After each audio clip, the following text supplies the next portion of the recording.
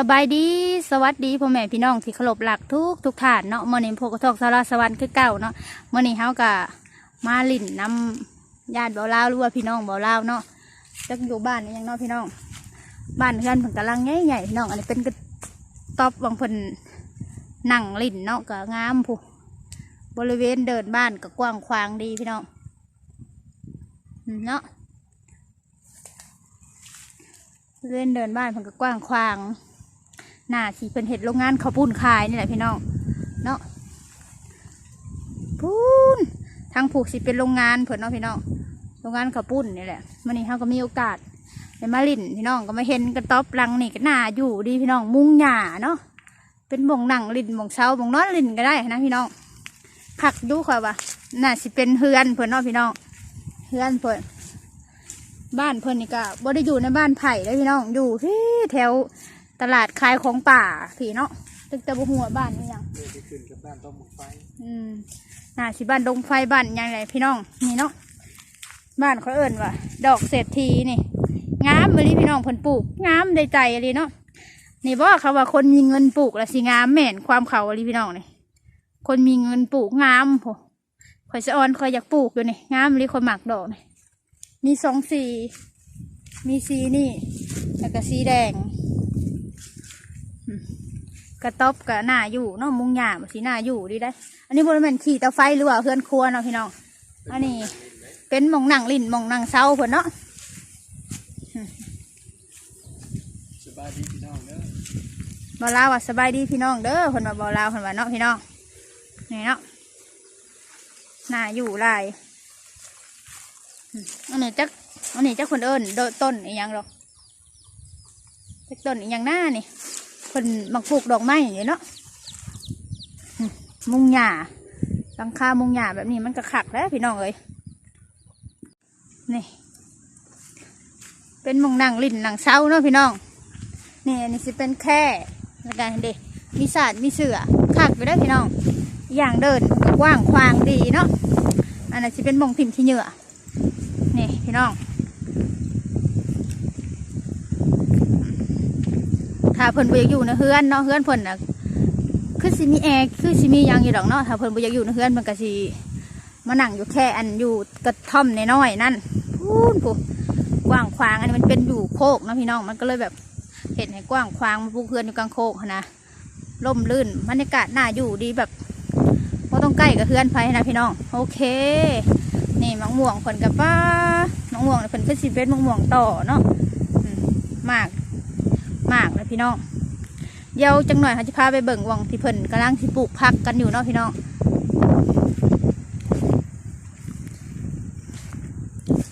นี่เพื่อนเพิ่นคนมีเงินเนาะน้องปลาเพิ่นก็ลายนะพี่น้องมาตัวใหญ่ขอญาตเขาจะให้บ่อเล่าน้ำหนาไป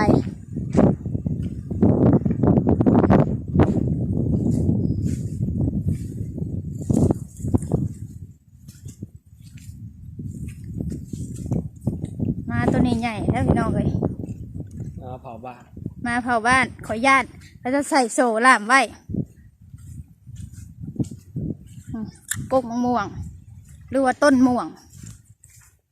ต้นมะกะทันกะเพื่อนเพิ่นนี่มีแต่แบบผลไม้กินมากพี่น้องเขามีฮอตปลาทองเพิ่นมักเลี้ยงปลาทองปลายังใส่น้อยๆนะงามดีแต่บ่ได้พาเขาไปเบิ่งใกล้ๆนะพี่น้องอันนั้นชวนแก้วมังกรบ่ไปเบิ่งชวนแก้วมังกรก่อนดูยามนี่มันเป็นหมากบ่เนาะนี่เดินเฮือนเพิ่นเนาะพี่น้องอันนี้เป็นชวนแก้วมังกรมันเป็นชวนแก้วมังกรนะวางเพิ่นปลูกแก้วมังกรยามใดมันหมากอันนี้เดินแล้วมีแต่แบบปลูกแบบผลไม้แบบกินเนาะต้นยมต้นยังเด้เพื่อนเรามีแอร์อย่างสบายเลยนอนนาโซนิก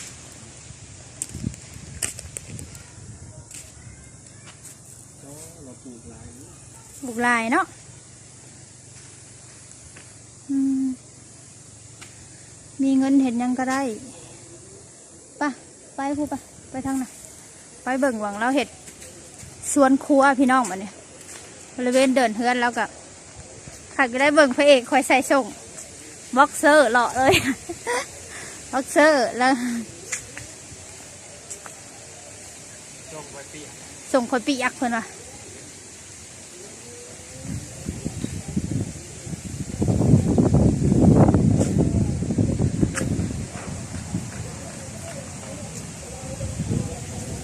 บริเวณกว้างบริเวณนี้เนาะน้ำโมเราไปเบิ่งเราอันนั้นปลูกอันนั้นเนาะพี่น้อง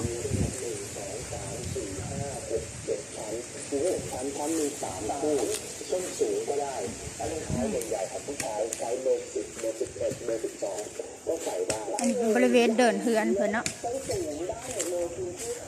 มะกอกยังโมมากเนาะมะกอก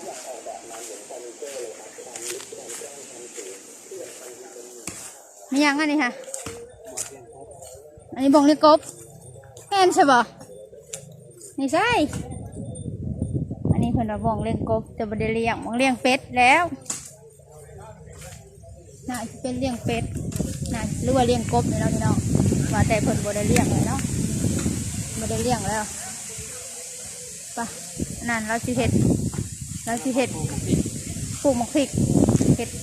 สวนครัวตอนนี้ก็ค่ำแล้วเนาะก็ไล่สิกลับแล้วพี่น้องนั่งรถกลับก็ใกล้เติบได้เนี่ยเมืองน้องแพรวเพิ่นได้หมักบัว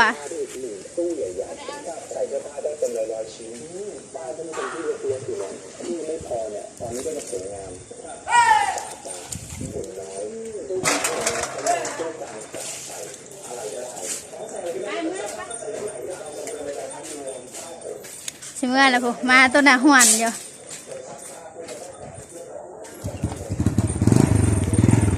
คือหมวกกันน็อกมาให้เลยเด้อใหญ่ได้มาตัวนี้พี่น้องเลย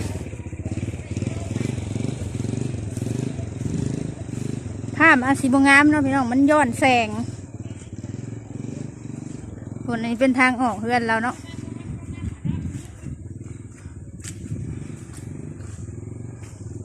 ตอนนี้ครับก็สิได้กลับบ้านแล้วพี่น้องโอ้ป้าเรานั่งรถเมื่อเลย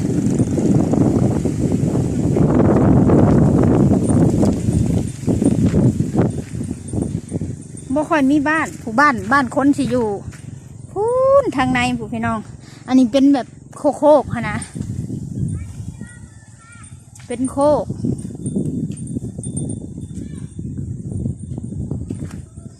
รอพระเอกค่อยยังขับรถมาอยู่เนาะพี่น้องโอ้มาดงใช่เลย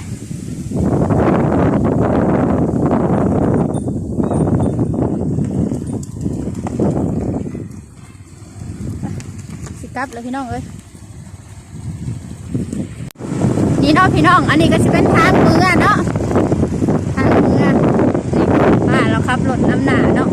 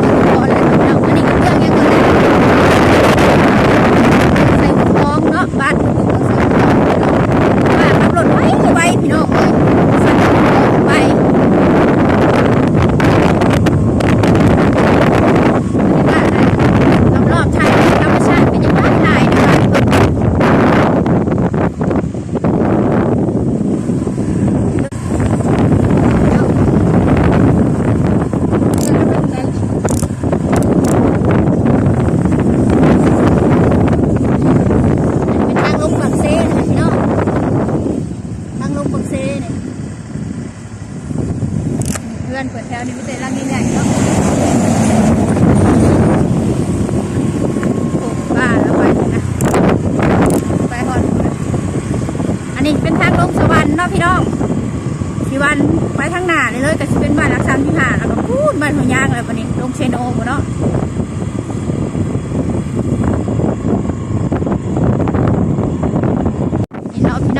สิฮอดทางแหวะลงบ้านหนอลาวเลยเนาะบ้านมันมีหลายทางไปพี่น้องบ่ได้อึดทางคือบ้านข่อยมีทางเดียวป่าครับลง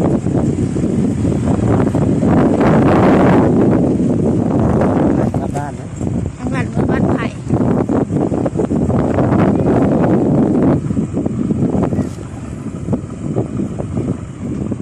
ข่อยพักคนรอดเนาะให้คนพักคนแบบนี้รับเจ๊ง เรียบ ประกันสามพี่น้องเอ้ยข่อยนี้ผู้เดียวไปบ่รอด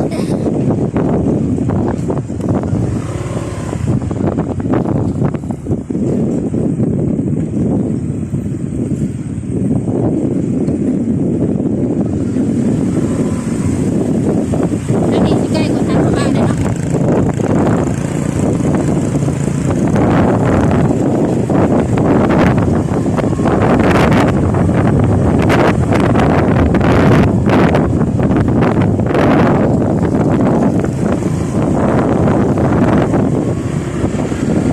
เนาะพี่น้องตอนนี้เขาก็มาฮอดบ้านไผ่เป็นที่เรียบร้อยแล้วเนาะ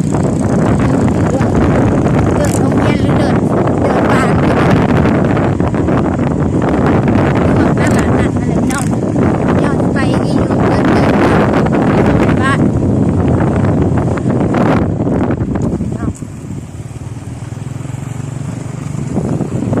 บ้านต้นขิดต้นไม้ต้นไม้อยู่หน้าบ้านเนาะ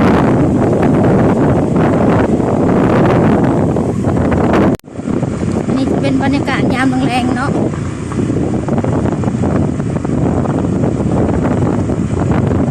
ที่บ้านของเรา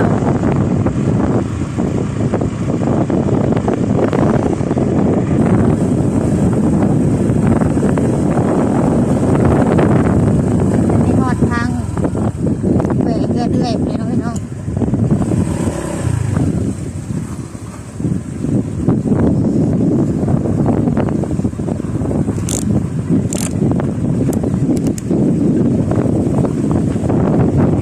โอเคเนาะพี่น้องตอนนี้เขาก็มาหอดเอือนป้าหรือว่าเอือนเอื้อยบ่อลาวไปนที่เรียบร้อยเนาะ